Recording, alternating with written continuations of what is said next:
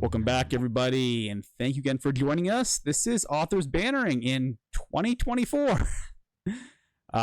So obviously we're starting the year off here fresh, and we know obviously this time of year everyone's looking to start a new habit, right? You have a new goal, you have a new resolution. So Ian and I decided to go over our routines. Oftentimes when it comes to goals, your best way to get there is going to be through your habits and your routines. And if you're a writer, this is especially true. The person that starts off the year just saying, I want to write a novel with no game plan for how they're going to fit writing time into their schedule and no real plan of how they're going to really get any of that writing or reading done is probably going to fail. So what we decided to do here is decide to go into kind of our routines. And it's a little bit interesting too, because Ian, you and I have kind of different career paths. I'm on more of like a very traditional, like Monday to Friday sort of job, 40-hour week type of thing. You being, an author, basically a teacher and all that stuff, you have a bit more flexibility. So this will be very, very interesting. I figure if you want, I'll start first, then we'll just kind of go from there. Yeah. So for me, and I think those at home, this might be helpful as well if you do kind of work more traditional 9 to 5. Basically, what I do is I work Monday, Tuesday, Thursday, Friday, 8 hours a day from about 7 o'clock till the evening. Okay. Now, with that, I have Wednesdays off as just kind of an extra day off, so it does make it a little bit easier for writing. But on my traditional work day, my writing routine is pretty simple. I write in the mornings from about 5 o'clock until somewhere around 6:30, depending upon the day. A lot of this has to do with my clients. I have some clients that love to meet at 7 a.m., and so I'm out and I'm basically working with them at the gyms, training them from 7 going forward. Some days I have people that want to meet up at 8 or 9. That gives me a bit more time to write. But typically I have about an hour or so to write every morning. This is not ideal for me. Obviously, I want to write more, but that's pretty much what I have to work with. And I think if you're writing a full-time job, and getting an hour in is really, really cool. If you can do that consistently, you are going to notice a lot of gains. But for me, it has to be in the morning. I leave my evenings up to sort of spend time with my wife and getting other things out of the way. And to be honest, as the day goes on, so many things come up that it's very difficult to be consistent with your writing. I think anything that you do first thing in the morning has the highest opportunity to get done throughout the day. But that's what works for me. So I don't know about you, Ian, but that's kind of how I work this out. Yeah, this is, so again, I always like talking about this with either you or other writers to see how they're handling the challenge of fitting writing in with all the other things they have to do. And I think it's especially challenging if you have a day job. I think you're in a great position. You have the Wednesdays off, so that gives you more flexibility. Yeah. But then also, again, like when you talk about making daily time for writing, I think that takes a real commitment on top of the job that you already have. So you're not writing when it's convenient for you. You're writing, okay, this is the time I have available apart from my job, so I'm going to do it. So I think, people listening, thinking about their own jobs and ways that, they can fit writing in addition to that, I think is really important. And I did that for a long time. So when I was working different kinds of day jobs, I would write after dinner was a thing that I would do for a long time, try to start at like 7 p.m. or so and go for 2-ish hours. I used to write before dinner back when I worked in an elementary school. So I'd be back around 4:15, and then, I'd relax for a while and write and then have dinner. And then I used to write on the weekend a lot as well. So I'd block off like a Saturday or Sunday morning, sometimes both, but usually just one, and write right then. And so that was really good. I got a lot of writing done that way, but I wasn't getting as much done as I wanted to. And I often found that, especially as I was getting older, it was harder to make that after dinner time or to cram in all of that weekday time. When I had so many other things going on. The schedule I have now, I do freelance editing work, and my teaching schedule, I teach in the afternoon, so I can make my mornings free to write, which is really good. Very lucky. Me. I feel freshest in the morning. I think I feel freshest in the morning. Kind of before, checking email or having a meeting or, getting involved with sort of the problems of the day. When I wake up, I like being able to think about, okay, what am I going to be working on today? What's the, what are the character challenges, where am I at the plot or in revising, and being able to take like a solid stretch of morning time is really, really important to me. And then everything else comes after the writing in Okay. kind of a priority scale. That being said, different from you, I think, and I know we talked about this before, I like writing for longer chunks of time rather than just an hour, or certainly, just a half hour or something like that. My reasoning there is that it takes me a long time to get warmed up.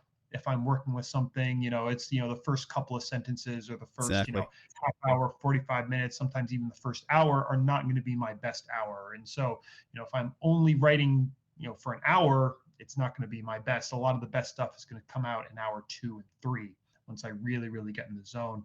So, if I like to write for 2 or 3 hours at a time, sometimes, most weeks, every day can be a stretch right there. So what I do is I shoot to write for 2 to 3 hours a day, 4 times a week. So this leaves me kind of a fifth weekday to, if I have a morning appointment, I can do that. Or if, things are piling up and I have to devote a day to a work project or something else, I can take that. Usually my non-writing day is Wednesday or Friday. I like Wednesday because it's like a half week split Yep. to kind of make things. And then Friday because it's like an end of the week if I'm tired and maybe can't make the space for creative work. And I'll try and plan that in advance as it goes. And again, if things do get crazy, it's, I got a deadline or something going on or so on, I will cut back a day. So, if I do 3 days, it's not the end of the world. A super, super busy week, I would still try and squeeze in 2 days. Cause again, that's really, really important to me. Hour wise, this could be anywhere from, let's say between 6 and 12 hours of writing time per week is what I shoot for and usually get. Yeah. That's good. And I think for you so if someone's going to follow your scheduling, I think the big thing that you kind of hinted at there was being able to actually show up on those days that you planned out, right? Because it's a little bit easier for someone like me that, hey, 5 o'clock, you just get up and you go to it. It sucks at the beginning, but for the most part, it's kind of like just like driving to work. It's something you do without thinking. For you got to know ahead of time throughout the week, like, okay, my Tuesday, I can't block anything out. I can't book anything. I got to be on my A game for Tuesday to write. It's one of my only couple times I can do it throughout the week.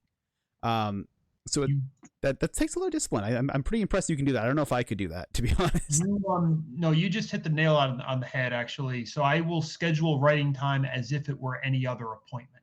Sorry, I can't do this on Tuesday morning because I'm going to be writing on Tuesday morning. Usually I don't say the second part. I just say I'm not available on Tuesday morning or Thursday morning or whatever it is. This also lets me like build up the writing day and give it more importance in my mind instead of saying, for example, I'm spontaneously going to write where it doesn't have that build up. It allows it to have more importance in my mind. So I can think about it the night before or the day before, or, kind of as I'm building up.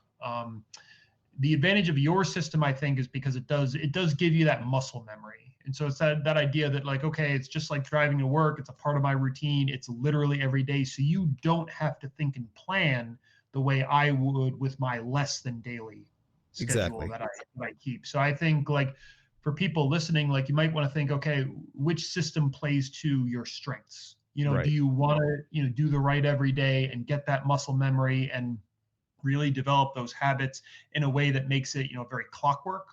Or maybe are you disciplined enough to really sit down and block off larger chunks of time and build up to them and set them aside and do not allow other things to interfere with them? And I think, again, there's advantages and disadvantages to both. Absolutely. And it's one of those things too where I think a lot of life tends to dictate that too. I think if someone has a family and they work 40 hours a week, something I do might be more reasonable. In a perfect world, I'd rather do what you do, to be honest. Like, I'd love to be able to like have a couple, because I do find that longer stretches work better. I agree with you completely. Like, if you can get a couple 3-hour stretches basically in your week, that's way better maybe than even doing it daily, just because you're going to get much more depth of work. You do have to be a bit more disciplined about it, but that I think you will get more out of those particular sessions. So it can be very advantageous. But yeah, I think a lot of it just comes down to also when you can fit it in and just what you can fit around your life. But even, I guess the point to make here is that even getting an hour in every day is awesome. If you can do that consistently, that will carry you very, very far. Yes, and an hour in a day is still 5 hours a week, which is a pretty long time. Like I think about, there's plenty of other things that I certainly don't do for 5 hours a week, that Yep. I would like to be doing for at least 5 hours a week. And I think that's very, very important. You also said another really important word. We've been talking about writing around your job and other life responsibilities, and you mentioned family. The idea that we all have to make room for family, friendships, other important people in our lives, and the idea that we want to be spending time with them and nurturing those relationships. And writing can be something that's competing for attention with that. And, I certainly don't recommend that, people distance themselves from friend and family Yep. relationships at all. But I think it's, when we're thinking about how we want to plan our time, how are we planning time for important relationships with people in our lives, and how are we planning time for writing? Bingo. Exactly. And that's the thing, right? Like it. Yes, you want to put maybe your family obviously first, maybe even your friends as well that you're close with first in your life as far as priorities goes. But right below that, writing's got to be up there. Like it needs to be one of those main core things that you kind of center everything else around if you're to really go far. If writing was something where I just made it as a kind of a general hobby, the amount of times I would blow it off and just sleep in or do other things basically would be huge. But the fact that we've kind of kept it as kind of our main priority allows us to kind of build that life around it. Yes, I really like that phrase, build your life around it. The idea that when you make something a priority, you start with that and then you build in other priorities around that. And I think that's a really good way. Like if you are serious about writing and about finishing a novel and about finishing multiple books, the idea that you have to build your life around that goal. You can't just slot it in when you have free time. And you don't have to start with that tomorrow or next week or anything like that. But when you're thinking about your long-term goals of how you're planning your time, building in writing as sort of the core, I think is really, really crucial to making that Bingo. happen. Exactly. And so hopefully that helps you all as you get into the new year and start making these goals and you start pushing forward these new writing projects. I'd say make that your foundation. Make a routine that is consistent for you, your foundation, and then go from there. If you can do that, by the time you get around to next year, your writing will be immense. Like the changes that you will experience will be phenomenal. And so, if you have found this to be helpful for you, please make sure to give us a like, subscribe as well. And with that, we will be back next Monday. So, with that, I'm going to sign off here. I'm Josh Bresslin. That's Ian M. Rogers. And we're going to see you next week. Take it easy.